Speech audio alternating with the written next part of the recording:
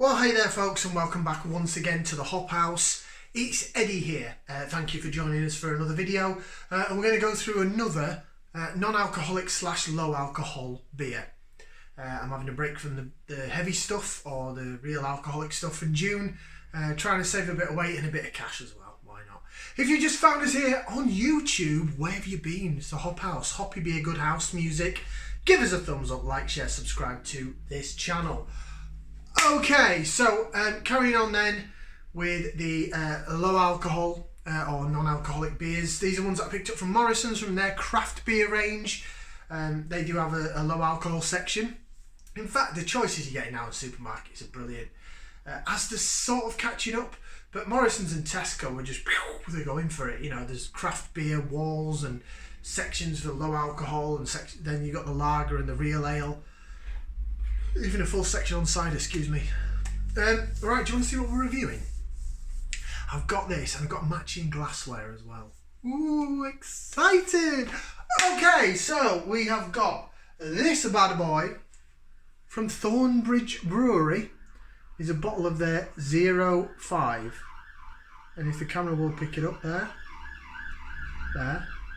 It is a low alcohol pale ale, 0.5%, 330ml bottle with the Thornbridge crown on the top.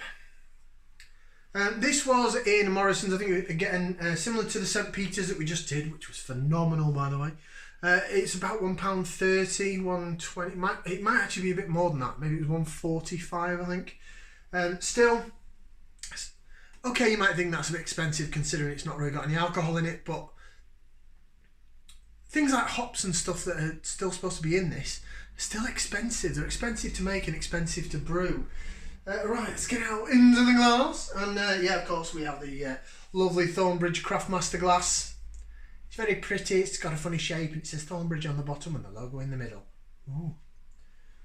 Into the glass she goes, and she'll see how she looks. Yeah. Bit of steam rising, bit of carbon release on the opening of the bottle. Light golden, again, like a lot of these non-alcoholic beers are. Very light, very fizzy. Looks like a shandy or a light lager or even a cider. A bit of a white head. We'll just give it a bit of a jig for now, just to try and keep that head there. Yeah, it looks very fizzy. Lots and lots and lots and lots of bubbles. So that's what she looks like in the Thornbridge glass 05. Shall we get the nose in there? Let's give it a whiff. See what we can sniff. Ooh, now then. That smells hoppy. Now before we just did the St. Peter's one, and I said that the aroma on that was very peaty, very earthy, bit floral. This is more your sort of hoppy, citrusy. Definitely smell it. I'm getting lemon and lime. And maybe a bit of melon and grapefruit. It's definitely there. It's there. There's some citrusy hop notes in a 0.5% alcohol beer. But it's Thornbridge, right? It's Thornbridge, makers of Jaipur, makers of the double dry hop Jaipur, Jamestown, Green Mountain. They've done so many good beers. Krackendale. Tried Krackendale on cask. Oh my God. It's their Citra. I think it's a 5% Citra pale. Oh. That is lovely. That smells right up my street. I'm actually quite excited for this. I have had this before. It's not a virgin beer review, but so we went to the mother-in-law's, and they had a little do on, but of course it's June, we're not drinking, so I just grabbed a load of alcohol-free beers from a couple from Aldi and some from Morrisons, because where I live, Aldi and Morrisons are right next door to each other. So that's where I tried that horrible Aldi low down pale ale, and the other low one, the IPA, which isn't too bad. I eventually got round to this. By that point, I think I'd had so many other different tastes in my mouth from the various different beers I didn't really get this. So let's hope that's not the case here. trying to get that head going again, but again, the carbonation slowed right down now. Right, I'm going to shut my mouth. Well, no, I'm going to open it so this can go inside it. So, bottoms up and down the hatch.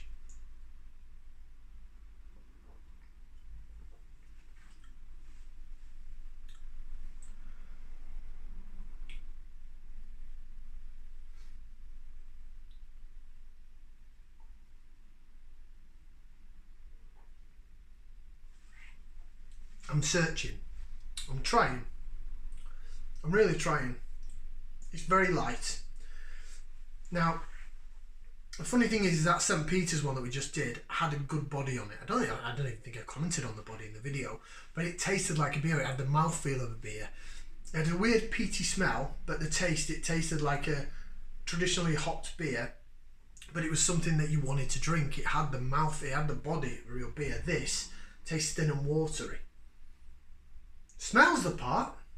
Smells better than the St. Peter's.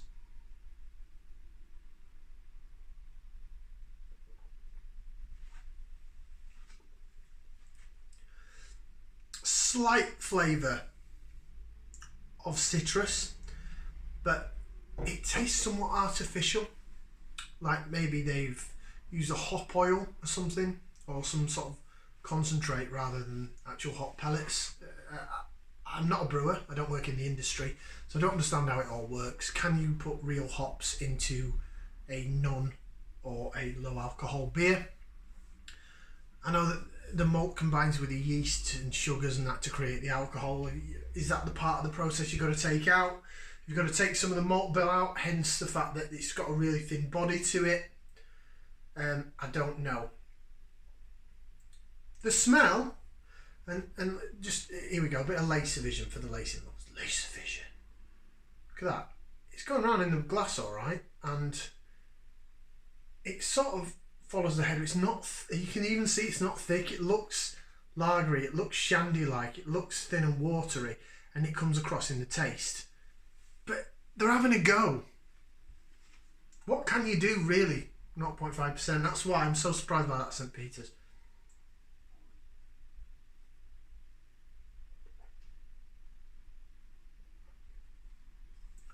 It doesn't taste horrendous, but it's not great either.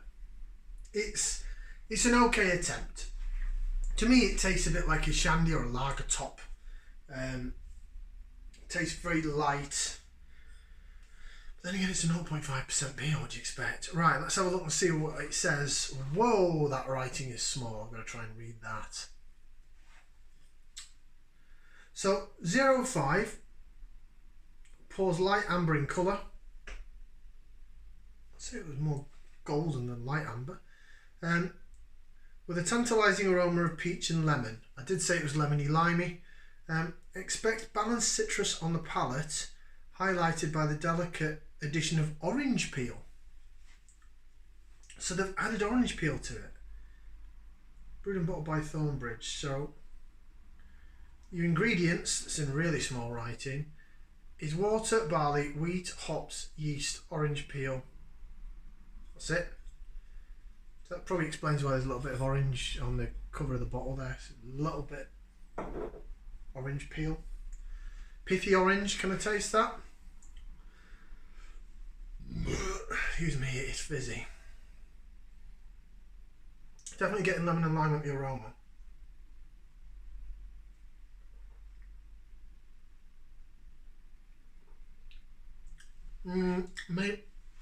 Maybe a tad bit of orange peel, but you've got to search for it.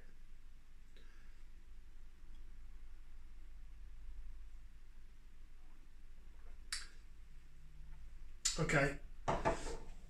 It's light. It's very light. It's very thin, but it's also quite refreshing because it's just come out of the fridge and it's a bit of a warm, muggy day. So that aspect of it is nice. It's a bit gassier than I'd like, so it is more lager-like in that sense. But now I'm getting down it more. I'm getting the aftertaste of citrus. I'm getting some bitterness at the back end, in the aftertaste, the back of the palate. I actually quite like that.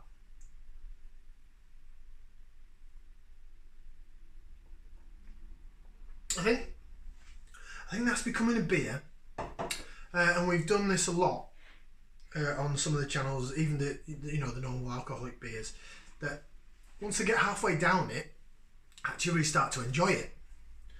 And there's a bite on the back end. There's real bitterness in the aftertaste. It's like here, back of me tongue, top of my throat, and it's making me pick up and go for more. Even though I say the mouth feels thin, it's a bit fizzy, it's a bit lager shandy like, but there are bits of citrus. Maybe the St. Peter's affected it again, as I've said before. You can be affected. Taste can be affected by what you had before. I should really have a second bottle of this now and see if the flavour follows through from what I'm getting at the minute. So it's got better. Now, in terms of how would I rate it? Thumbs up or thumbs down? Well, I liked it enough to get another bottle. In fact, I got another 2 bottles of it. I got another bottle down there. So I did go back and get some more. That's what I'm getting at. Do you know what? I will give it a thumbs up. I will. I was willing to give it maybe a halfway. It's not a thumbs down because it's not a terrible beer. But the body and the mouthfeel is lacking. The smell was great. But now I've got like halfway down it, I really am enjoying the aftertaste. Still not really getting orange peel, but I'm getting some pithy bitterness in the aftertaste. Is it really orangey? No, it's more grapefruity, melony. But all the same, it's really enjoyable. So thumbs up from me. Yeah, I'd get more of that. Well, I'm on the staying off the regular alcohol, no alcohol, low alcohol kick. I'd get more of that. Would I get it once I'm back on the alcohol beers? No, because there's much better Thornbridge beers out there. But fair play, Thornbridge, for having a go. It's not the worst thing I've ever put in my mouth. Like, share and subscribe. Thumbs up from me, and we'll see you again for another video, because I've got another low alcohol beer in the fridge. So we're going to crack on with that in a minute. Ciao for now, people.